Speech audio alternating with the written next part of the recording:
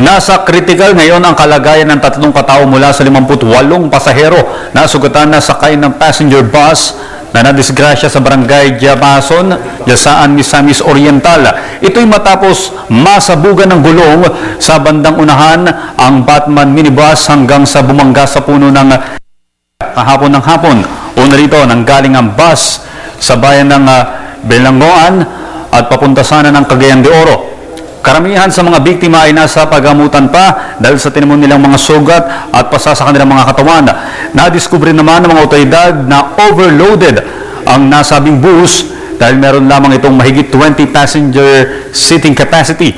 Subalit nang maganap ang aksidente ay meron itong kabuuan na 58 passengers.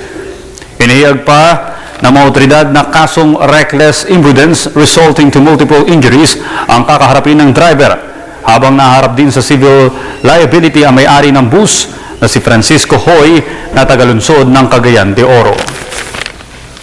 Sa iba pang balita, bumuhos ngayon ng araw sa mga pangunahing pantalan sa buong bansa ang libo-libong mga pasahero kasunod ng paggunita ng All Souls Day at All Saints Day dahil sa mahabang araw ng bakasyon. Sa tala ng Philippine Coast Guard, umabot na sa mahigit 33,876 na mga pasahero ang siksikan ngayon sa mga pantalan.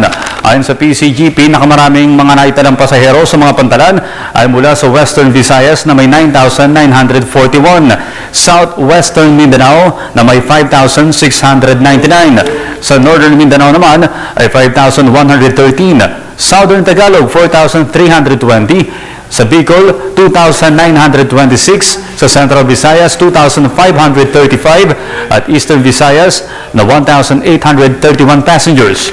Kaunay nito, nananatili ang mahigpit na seguridad ng PCG sa mga pantalan bilang bahagi pa rin ng kanilang Oplan Ligtas Undas 2012. At yan po naman ang aming mga nakalap na balita at impormasyon.